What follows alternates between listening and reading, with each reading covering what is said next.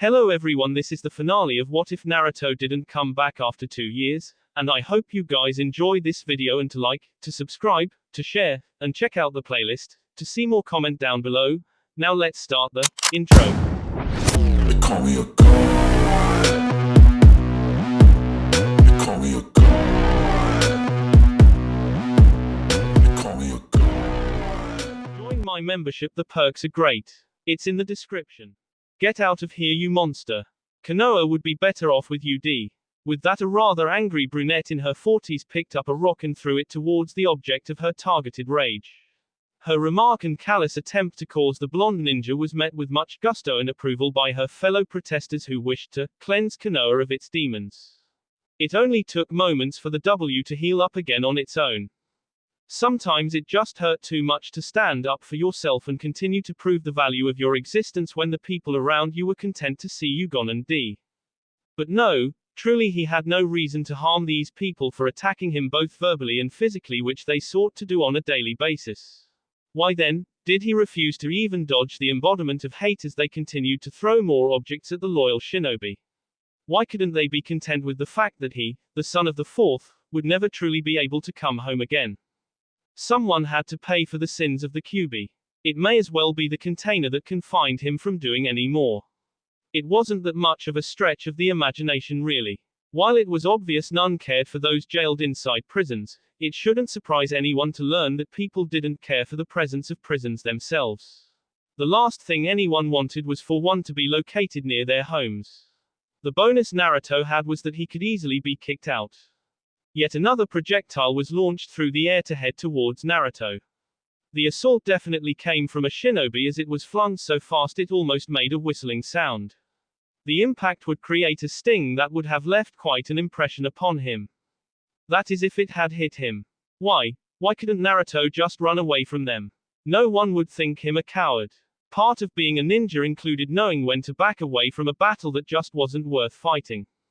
She's with the demon. Get her too. Things certainly got too personal. He was about to get angry. A voice from the midst of the crowd see through the air and offered a warning.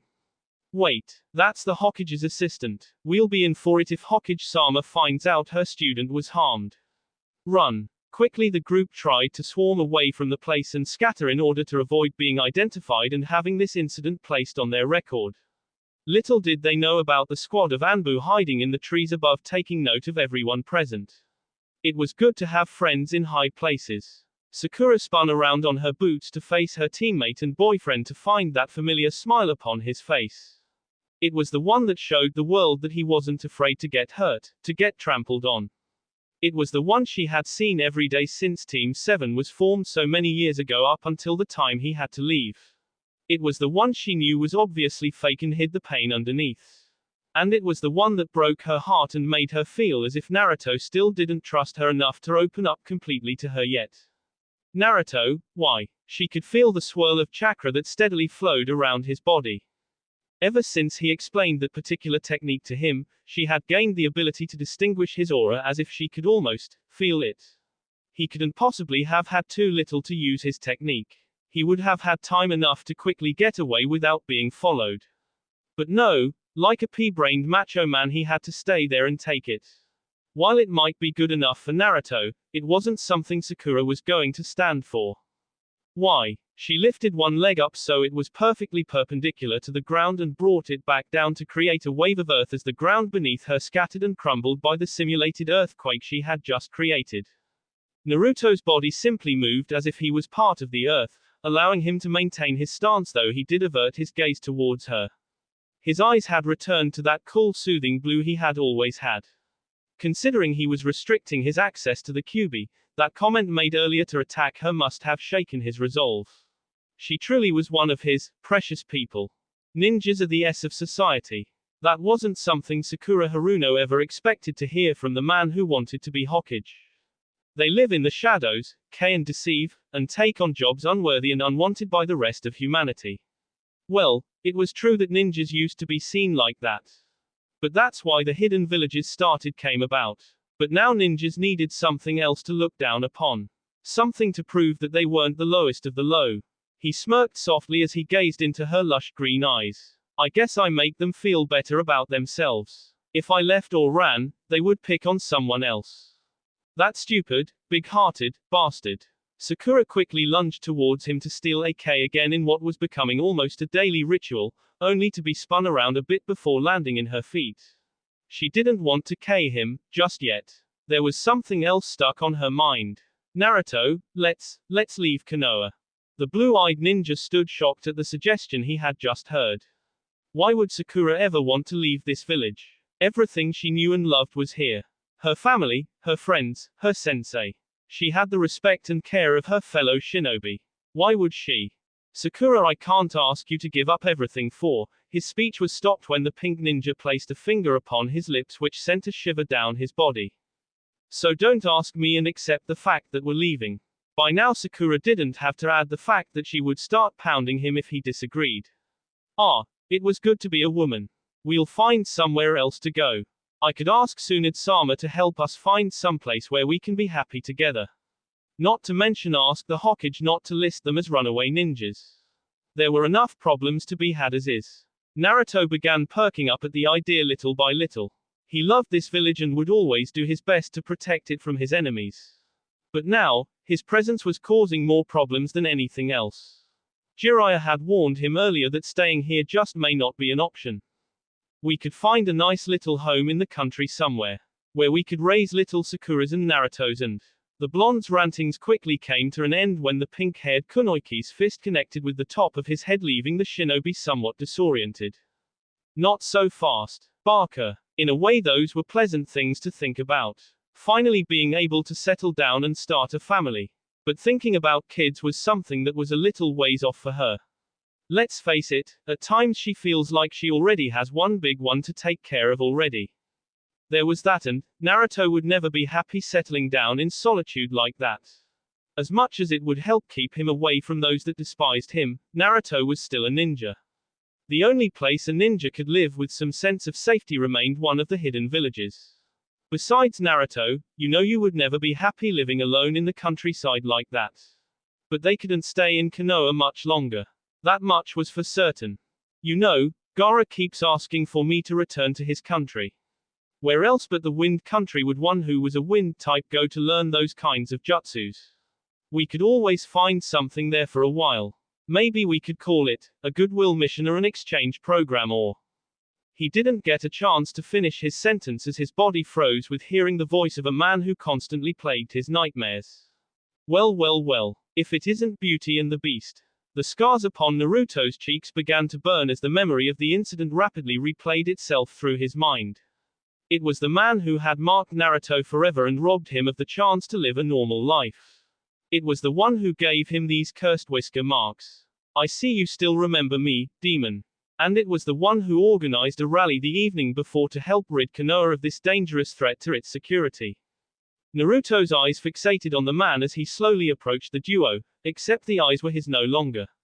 Instead of the clear blue ocean that usually resided there, a more feral red swirled up within his eyes as his body started to shiver. It wasn't often that a demon was able to confront his own demons.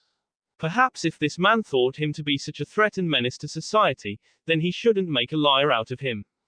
The man slowly drew closer with an odd-shaped knife that Naruto remembered all too well. A normal child would have blocked out portions of that memory in order to retain his own sanity. Unfortunately, the beast within the demon carrier had long ago gone mad and refused him such a luxury. You remember this blade, don't you, Kyuubi? Undoubtedly this man would become a hero for finally doing what even the fourth could not. He would permanently eradicate the Kyuubi from this world and be called a hero by all. At least, that was the plan he had in mind. Stay away from Sakura. He was gritting his teeth so hard they nearly shattered under the pressure. Someone he loved was going to be threatened because of who he was and who he remains to this day. Should he tell Sakura to run and seek refuge from this man? In all honesty, that hardly seemed logical. Their attacker was after all an older crippled ninja while they were the students of two of the Sanins. The fight should be an easy win with Naruto once again defeating his opponents in a surprised but unsuspecting manner. But something else was holding him back from fighting. Fear. Pure, untainted and mind-numbing fear as he remembered every moment from his childhood.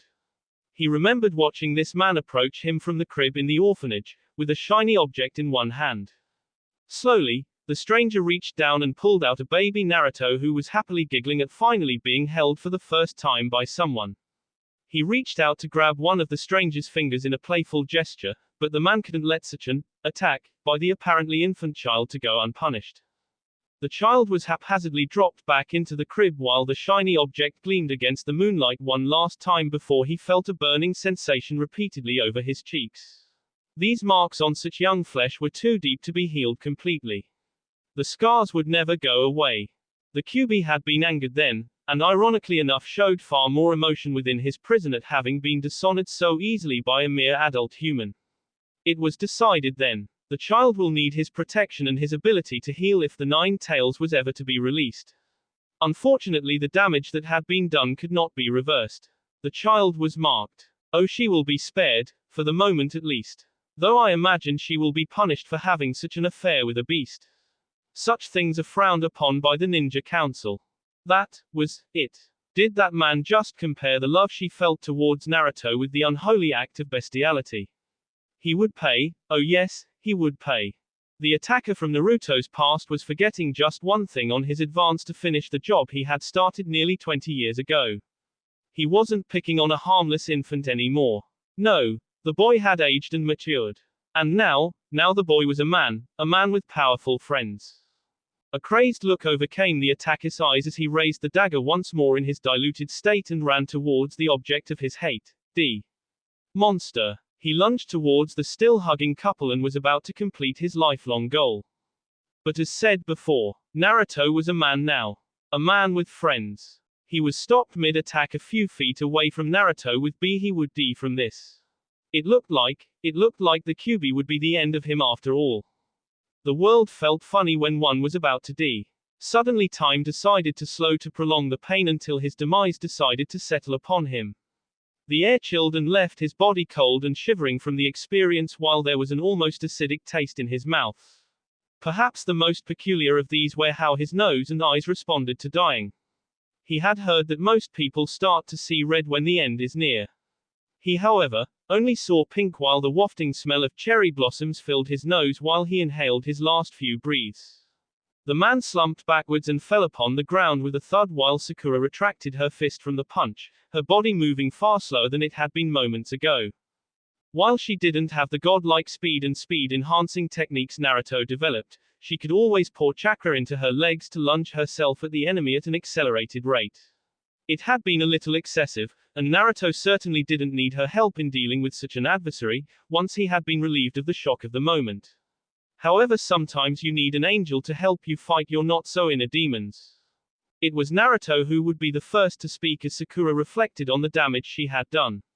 Sure, she had seen much death in the many years at the hospital, but few were the result of her own hands. Who are you? Perhaps where you would have been a better question. I'm those who will never accept you. The man's eyes closed for the last time as Sakura made an attempt to heal his injuries. She hadn't gone back on her oath as a doctor and medical ninja by waiting for the man to collapse. The strike was meant to K. She had damaged a critical portion of his anatomy that ensured his demise, though she had counted on it being quite so slow. Sakura was not going to make a martyr out of a man and raise more people to his cause. It was almost symbolic in the way Sakura had a part of the past that clung to Naruto throughout his life. Maybe now he wouldn't dream the way he had since his return to this town. Maybe now the man had been purged of his evil tendencies towards the boy and allowed to live as a second chance to redeem himself for the sins he committed against Naruto. Truthfully, only time could tell. The sad truth was time in Konoha was something they did not have. Just as Naruto walked forward to wrap a comforting hand around Sakura as she healed the man just enough so he wouldn't die right away, a masked Anbu dropped from the trees above and collected the body of the slightly disfigured ninja. We will take it from here. As quickly as he had arrived, the masked Anbu was gone. Naruto stopped for a brief second as a bit of confusion entered him. There was something familiar about the sense of that person's chakra. A mystery for another time perhaps. For now he had a loved one to help. For the first time someone had protected him from danger, even though he was under no real threat. For the first time someone had shown him that he was worth fighting for and protecting. For the first time in his life, Naruto understood what it truly meant to love someone.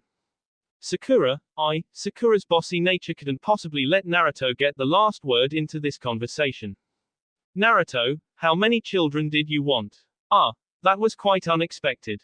3. In truth, he often hoped he would father the next legendary 3. He wanted 2 sons to carry out the Uzumaki name, and a daughter that he could spoil rotten. There was no doubt in the pink shinobi's mind that Naruto would be an excellent father. One who would love and cherish his children while using his strengths to propel them further in life than even he could go. Maybe when we get to the country of sand, we should start practicing. Hokage-sama. We can't let this injustice go unpunished. A crinkly old man supported by a staff stood in front of the Hokage with a disapproving look. Though their ages may be similar, Tsunade's looks often made elder council members feel as if they could talk down to one so much younger than them. Yet every time they did so, it became a mistake. You're right, this faulty intelligence truly is a crime. You should leave that kind of work to the ninjas. The Anbu had given her a far more accurate report of the little incident that happened in town. Naturally, the council had a rather twisted account of the events. Hokage-sama. That boy is a menace to our town. He attacked and crippled a defenseless man on the street. He must be punished. He can't be allowed to roam the streets like this. Sometimes blithering idiots such as this one just need to be interrupted and shut up. He is completely innocent of the event. And the one who is guilty won't be facing any charges based on the reports I've read. I suggest you stop, but sometimes people felt a need to stand up to those in authority. It's a feeling most boys have had at some point in their life.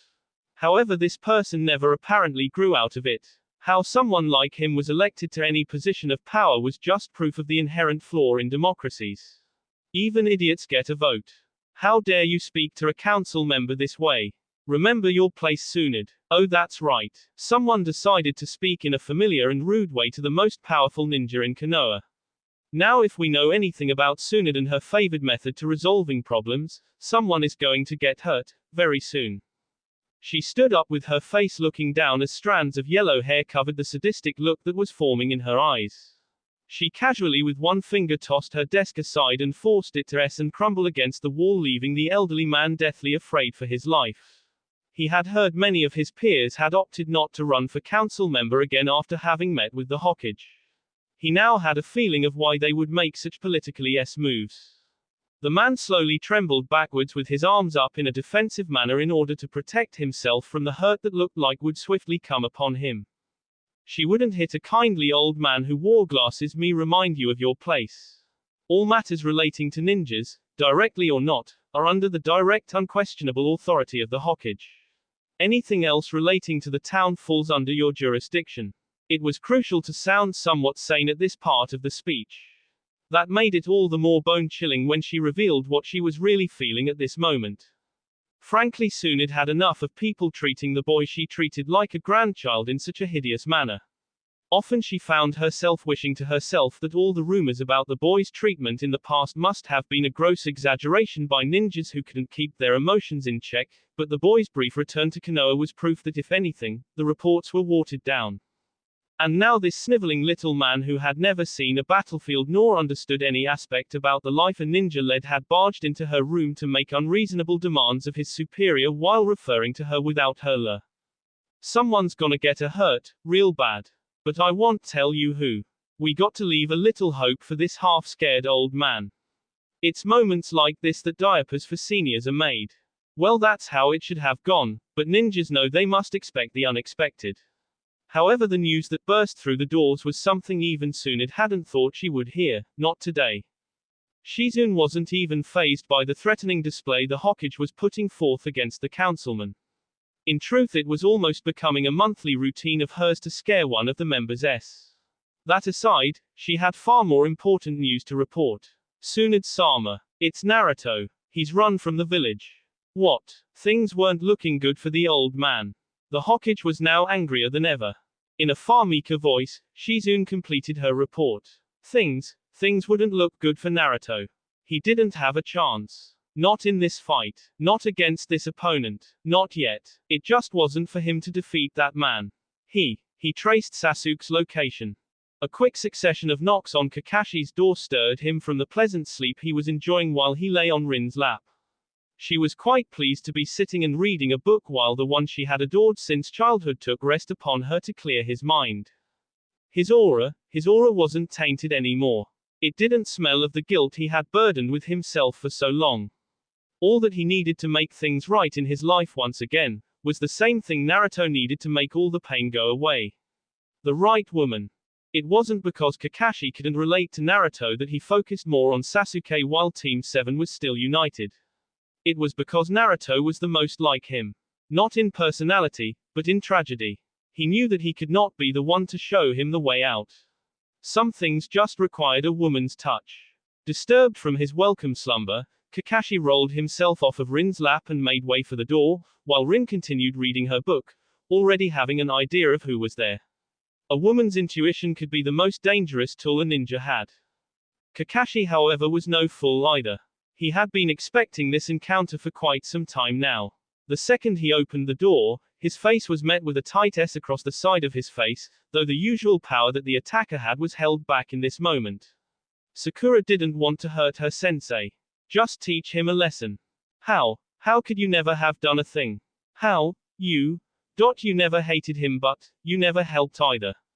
The rumors had been going around that someone had been tracking down some of the ninjas who knew of Naruto and his childhood. The damage left behind clearly identified the assailant. And yet all the while, all Rin did in retaliation was flip a page of the book she was reading. This was a conversation that didn't involve her. Not right now at least.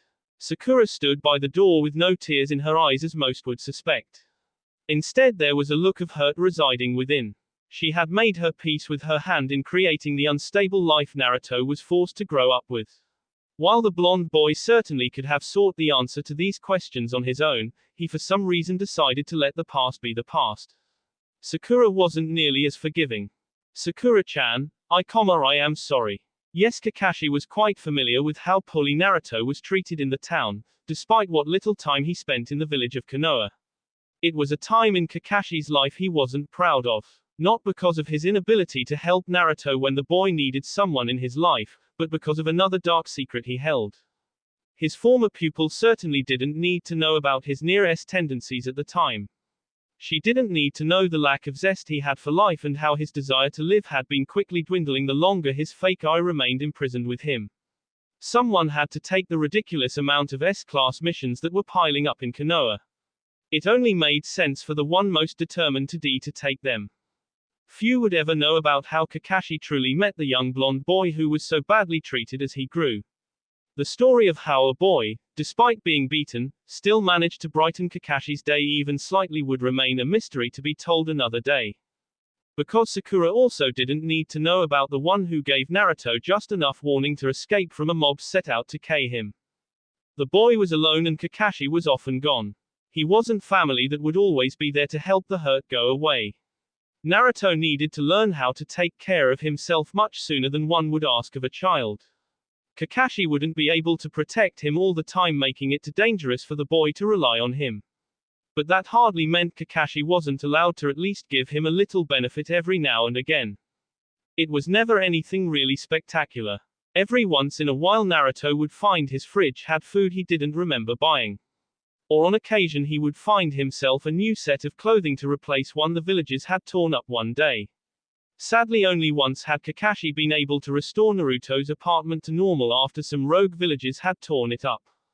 Maybe the most memorable thing Kakashi had ever done for Naruto was give him his first and only birthday present so many years ago. It was obvious who the boy reminded him of. From his fierce loyalty and dedication to his quirky nature, Naruto bared an uncanny resemblance in personality to Obito. That was why on the year before Naruto entered the academy, he was surprised to find a pair of goggles on his door, wrapped like a birthday present. Some things Sakura didn't need to know right now. Why, you may ask? Because in the end it wouldn't have made either of them feel any better, nor would it have changed anything about Naruto's past. All the pink kunoichi needed to do was let out some steam. With slight tears forming at the edges of her emerald green eyes, Sakura wanted to be mad at her former sensei, but she just couldn't. He was the one who always assured her that in the end things will be alright. He was the one who prevented her from crying and made sure she was safe while she was training. Sensei, I'll forgive you but. Suddenly Rin shot up from her seat and dropped the book she was formerly so engrossed in. The window was pulled open as a bird flew in and landed on Rin's shoulder while relating a message. The news was almost certainly bad as her knees gave out and her body sunk to the floor with the news. Kakashi's only visible eye was shocked upon decoding the message. His Sharingan eye was revealed the moment the window opened and thus allowed him to also decode the message relayed by the Hokage. Sakura-chan. It's Naruto, he's found Sasuke. The two are fighting and Sakura's presence was gone though. There was only one place in the world where the two would conclude their battle. It was the only location where their story could come full circle as the past meets the present in a twisted sense of irony. It was time to go back to where this whole mess started. The smell of the land hadn't changed. Nothing had been touched from this near taboo area from the last time two souls had fought here. It was in this valley that Naruto had for the first time willingly lost to his opponent. It was where friendships were shattered and promises would be broken. It was here that his life was saved thanks to the speed of a silver-haired ninja who held a familiar presence with Naruto throughout his life. But today, in the here and now, there was no one to save him. His opponent stood at the top of the cliff looking down with a smirk, in almost the exact same way they had met 7 years ago. So you picked up my chakra signal. Not as useless as you always were, last. It was brief yet powerful. For one moment Sasuke had released the cap on his chakra signature and revealed his location, but only long enough for someone looking for it to notice. Sasuke knew that there was only one person who never stopped looking for his chakra signature. Something to do about promises and friendship and a bunch of other bull that used to hold him back. Not anymore, Sasuke was a weakling no longer. Bastard. There wouldn't be much time for talk in this fight. Naruto's chakra was already being released to his maximum amount as his hands went into a flurry of signals for a technique he had been saving for Sasuke alone. He most of all would appreciate the irony it held. Throughout the area clones of Naruto started to appear in giant puffs of smoke as each one looked at each other in agreement. They had practiced for just such an occasion. A few had implemented their variation on the fourth's technique and pulled themselves to Sasuke's location to lunge in for an opening attack. Sasuke smirked as he quickly countered the terrible excuse for an assault and quickly shot out his elbows to make contact with the clones, only to find out nothing happened as a result. In fact, his arms went right through as if they were just simple clones. I see someone got better at the basics. Too bad you won't have a chance to use them. With speed that nearly mimicked Naruto's, Sasuke lunged himself towards Naruto, not even bothering to dodge the various clones that blocked the way. He would show no fear. That is until Sasuke's head banged against one of the clones, which was very much tangible. If it was a shadow clone, it should have dispersed by now. It almost felt like it was made of wood. Confused by this action, Sasuke revealed his Sharingan eyes and scanned the battlefield only to be baffled by what he beheld. Clones. All of them different. Some were simple clones, others shadow clones, still yet some were made of wood while others were composed of water or mud. He had never seen so many clones created through a single move. It damn near broke the chakra laws he had learned so many years ago. It shouldn't be possible. Worse yet, it ached his Sharingan at having to decode hundreds upon hundreds of Narutos, all of which were composed differently from the one next to it. It was an effective tactic against someone with his eyes. Effective, but in the end utterly pointless. Through a series of quick hand movements, Sasuke ended by his hands into the ground, resulting in nothing. The earth didn't shatter and no explosions occurred. In fact, it looked like the technique had been botched in the making. However, the real Naruto knew better. It was an attack he used the last time they fought right outside Konoha, which led to his return home.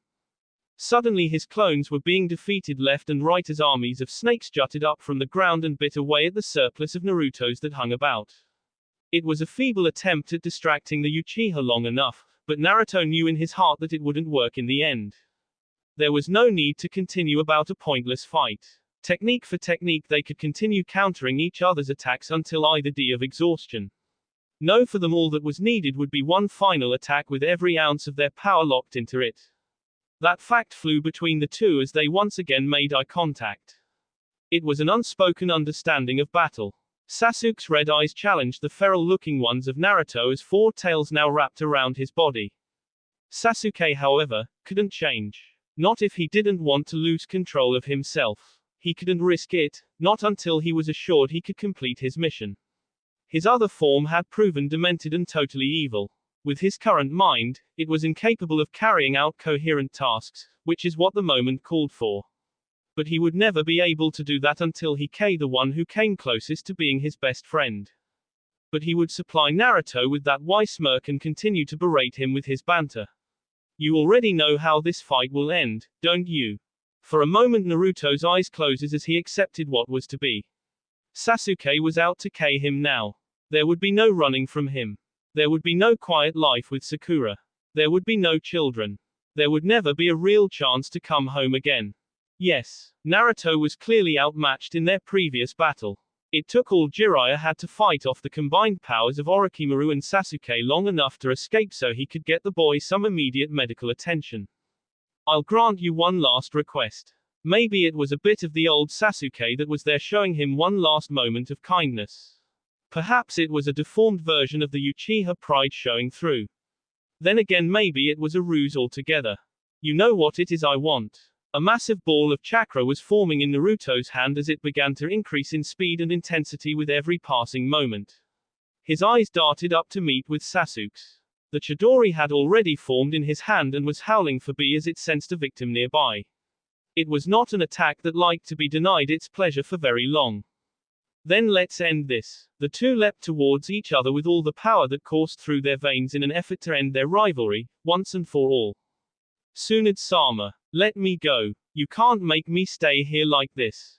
Sakura fought hard against her sensei and spared no effort to break free of the hold as the Hokage refused to let Sakura out of the village.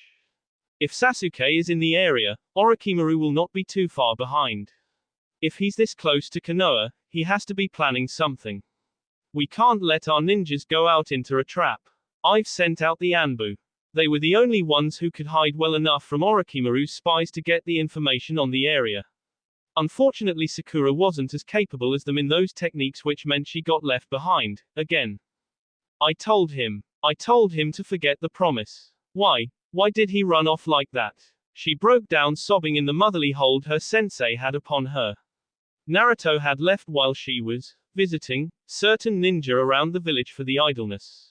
He had left the village without telling a soul, leaving only a few ninjas to feel him slip by the gates. Because Naruto never breaks a promise. Not to you or anyone else. Now pull yourself together, we have to prepare for the worst. There was as time to be concerned for her pupil, but for now she needed to prepare for an attack that may or may not come. Kakashi will be able to find him. If anyone could, it would be him. In fact, Kakashi had left the village as soon as he heard the news. The silver-haired ninja didn't know how long Naruto had been gone or how long the fight would last, but he had to try. He wouldn't forgive himself for standing by once again. He'll be alright. Don't worry. It's Naruto. He's the #1 ninja at surprising people. But this time the Hokage was interrupted by the village alarm as it rang. There was an intruder spotted nearby. It was only then that his signature registered across the mind of both teacher and student.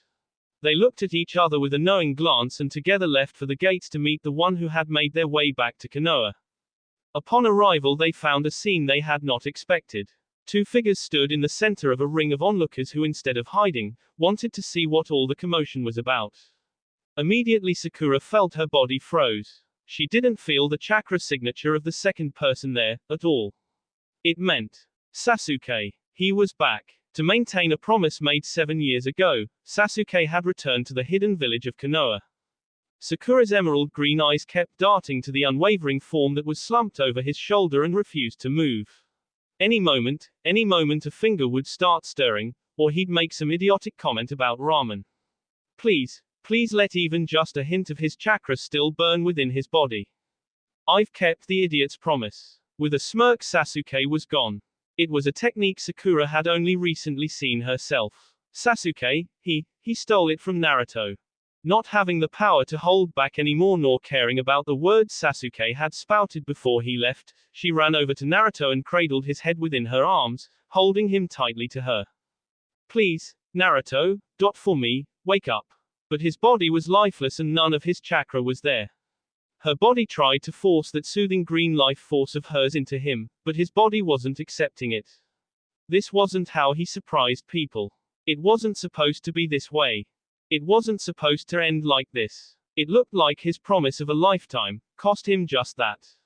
A figure collapsed in the forest as the exhaustion of his attempts finally bore down upon him with unrelenting fury. He had tried to do too much too soon.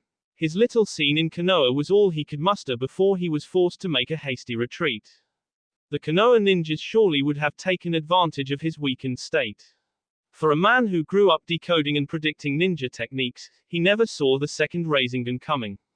In the end, however, it was a futile last-ditch effort. He once again had proven himself to be the victor. And his prize, the eyes that could defeat his brother. The very same eyes that haunted his nightmares for years were now his own.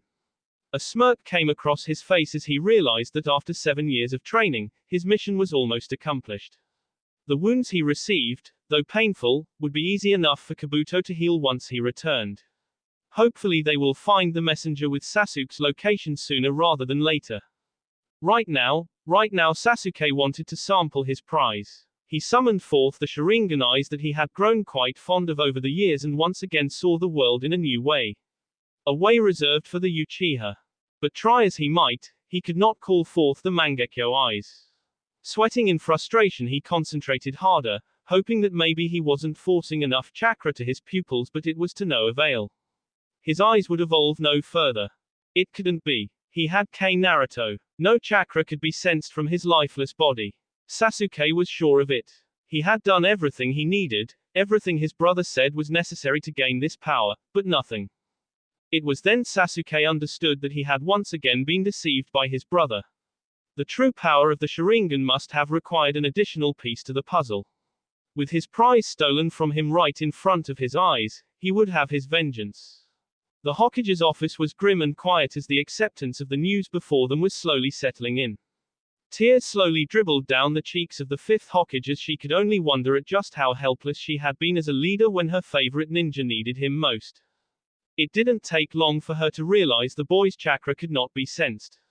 She didn't have the heart to walk over to Sakura and pry her away from the motionless body of someone who had inspired fear to some, but given hope to many. Once again Tsunade had failed and the curse of that necklace she wore struck again. But in truth Tsunade was the Hokage, the most powerful and loyal ninja in the village of Konoha. And as such, she knew to look underneath the underneath. A familiar shinobi walked into the room with a solemn expression on their face, careful to only look at the floor lest they reveal the sadness that too resided within their eyes. Are the preparations complete? Yes, Hokage-sama. All the other items are ready, I assume. Yes, Hokage-sama. As per the fourth's instructions. Have you told? I didn't want her to get her hopes up. I don't know if Naruto would have wanted her to hope. She must be there. Timing will be crucial. Tsunade looked back down at the papers that lay on her desk and watched them ruin as her tears splattered down against them. It was hope that refused to let her accept that Naruto was gone. It was the same hope she felt every time she saw the blonde and his fearless smile that made her believe anything could be possible.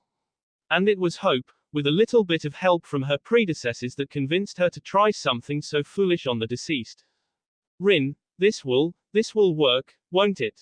It was uncomfortable to be the one without the answers all the time, especially in the field of medicine.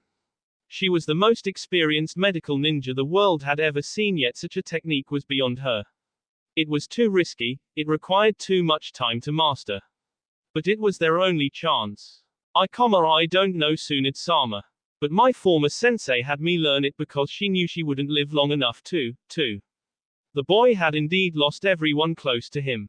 His father had died while burying a curse within him. He had no brothers and sisters to speak of. But his mother too wasn't there. She needed to complete the fourth's task. An apprentice like Rin would follow her to the ends of the earth, learning medical technique after technique to restore the boy as she could feel her own life force being drained away with every passing day for years to come. The sealing technique the fourth used had a backlash effect upon her as her child was born and had the monster sealed within.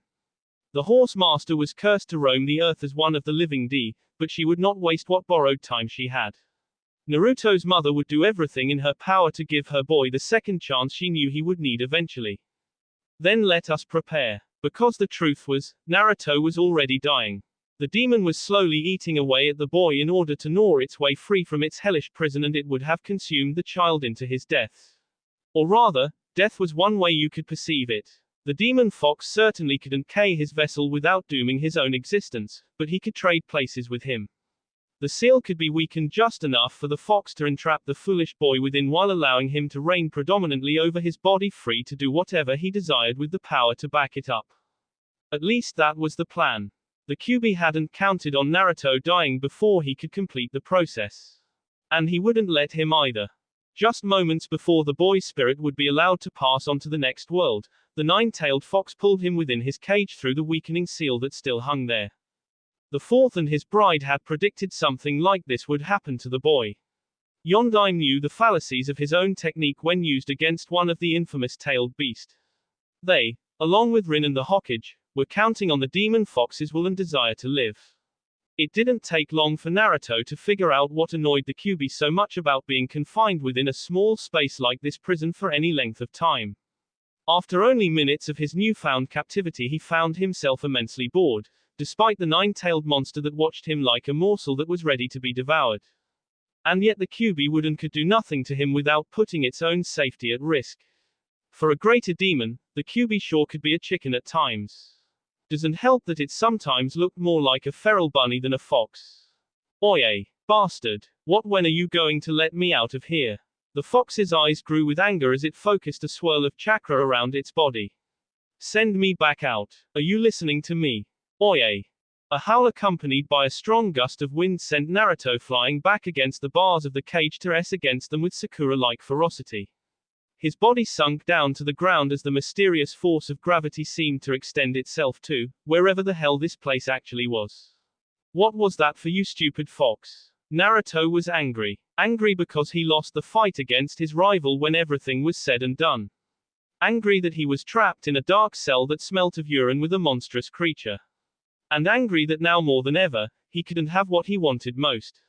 Sakura. You're pathetic. Bastard. Naruto began quickly molding chakra to attack his jailer for his insults, only to find his attempts were quite unsuccessful. All the power he released was slowly being absorbed into the walls of the cell and dissipated faster than he could generate it. That's right, Naruto remembered now. No seal alone could possibly hold back the Kyuubi indefinitely. The fourth had certainly realized that much. But he could have a seal that, in addition to binding the greater demon, have it eat away at any excess chakra it could produce. Despite what many people think, even Naruto knew when it was appropriate to do a bit of research. No wonder you lost. The giant fox wrapped its tail against itself as it laid down for some rest. Even he could take only so much of the boy's rantings before he too grew tired of it. You failed and in the process. You are unworthy. That arrogant prick. This was no time for foolish behavior. Naruto needed something. Badly enough that he would take it from the demon if necessary. His voice was flat and calm, though a threat hung veiled underneath it. Set me free and give me your power. The fox continued to remain there, unconcerned for the brat's demands. He already knew what destiny awaited the child. Well, any living being was a child compared to the Kyuubi. The Bray was to be set free and the seal would be reinforced. The man who defeated him so many years ago was cleverer than the sly fox himself. Kyuubi had no false delusions that Naruto would remain here or that it would be granted a chance to escape, unless, the boy took a part of him with him. If a part of the Kyuubi's essence were to be given to the boy and escape along with him, it may give the beast the leverage it needed to break free from its prison. All he needed to do was fool an idiot hapless ninja. You desire power. The Kyuubi could only send Naruto so much power through its jail before too much of it was eaten up by the seal itself. But now they were both on the same side. The Kyuubi could help ingrain it into Naruto's very being. Yes, you want to win. If the Kyuubi merged a portion of himself to the boy, it might just give him the leverage he needed to be free, seal or not. Giving the boy untold amounts of strength would be a small price to pay for gaining the right to be its own master once again. Then there was also a small side benefit. This tailed beast was anything but humble and commanded respect from all worthless humans. Those who did not bow down and submit to his might deserve only to be eaten or cast aside as trash. And then to think The great and almighty Kyuubi was indirectly defeated by one of these lower organisms. Even demons sought revenge. Yes, then you shall have it.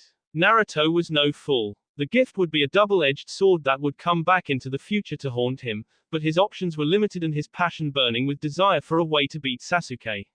All he needed now was a way out of this prison. The Kyuubi could feel the presence of outside chakra being enacted on the boy's lifelessly body already.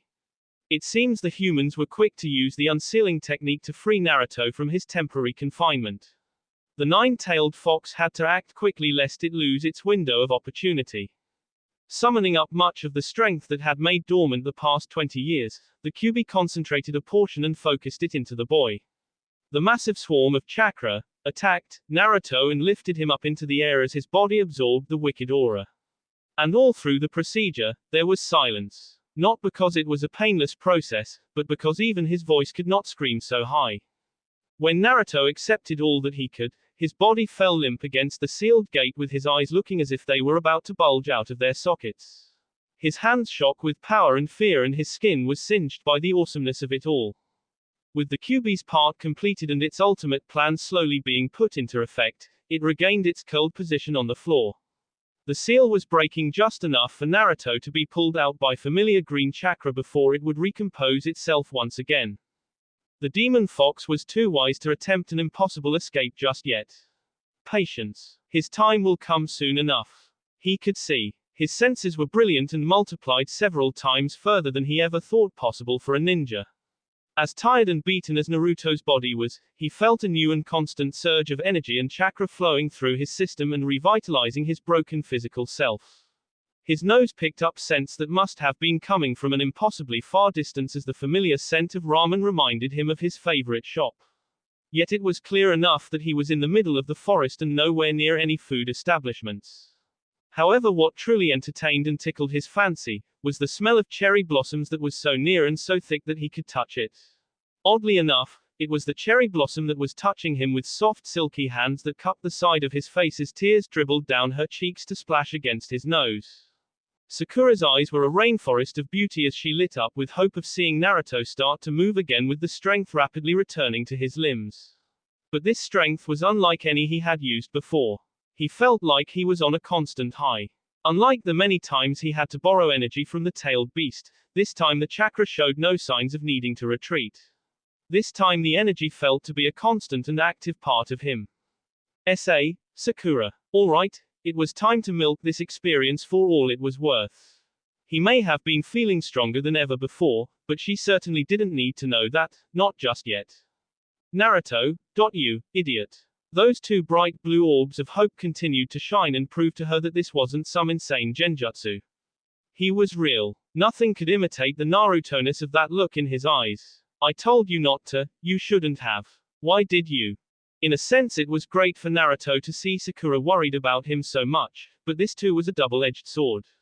When she regained her composure and Naruto had healed enough, something told him he would have a lot of pain in his near future. I'm sorry Sakura, but I had to leave. I just had to go and, his talk was interrupted as the presence of two other ninjas had finally made themselves apparent. Naruto could only assume he was so infatuated with being alive and with being with Sakura that his senses had overlooked them. Or perhaps he felt no danger emanating from them. I'm sorry Naruto, but you do have to go. The fifth Hokage dropped several packs containing most of Naruto's personal belongings just a few feet in front of him.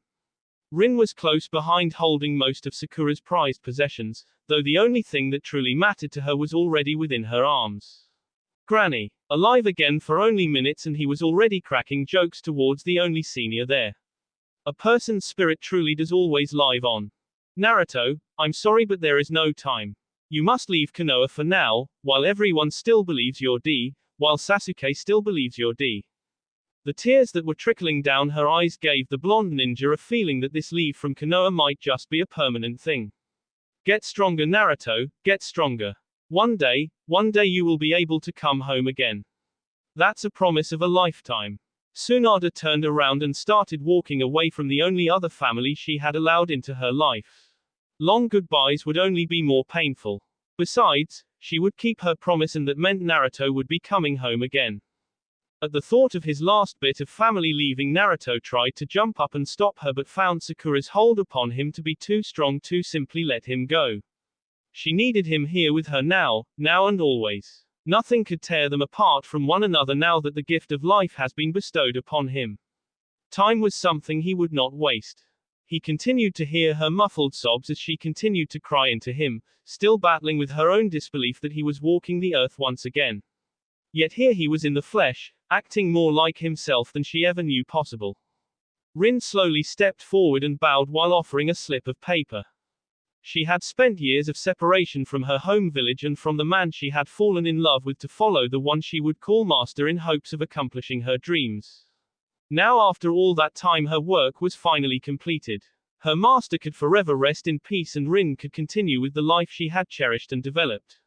Rin had finally finished. She could actually move on. Take this. Gaara of the Sand is awaiting your arrival. You should be able to stay there, at least for a little while.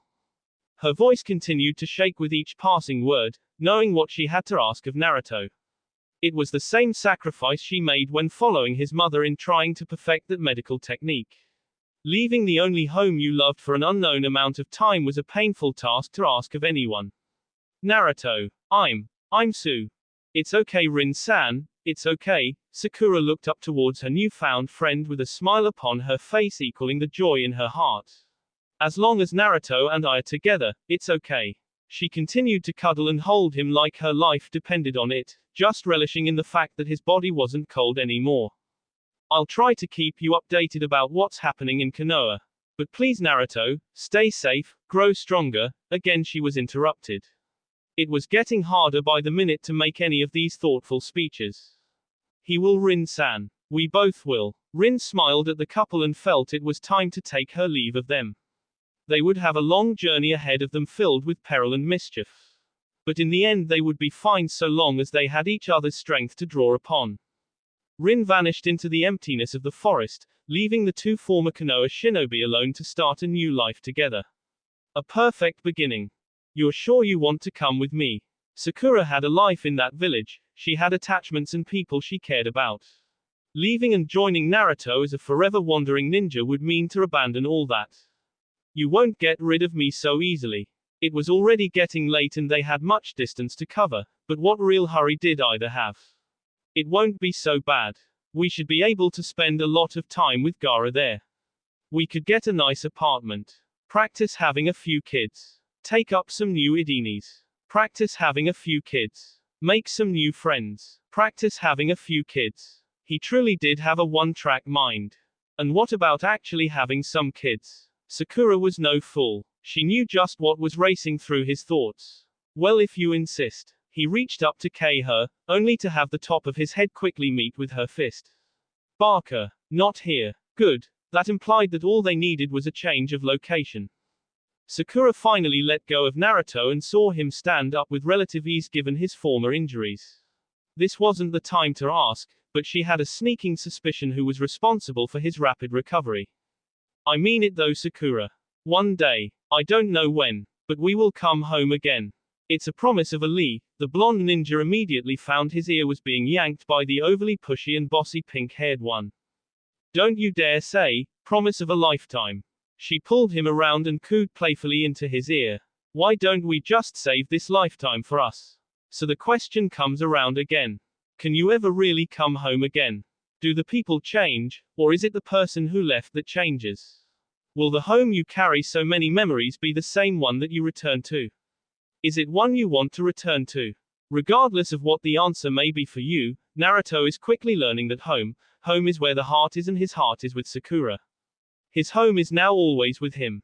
That will be all for this video. Be sure to like, subscribe, share, and comment down below for more videos. Goodbye.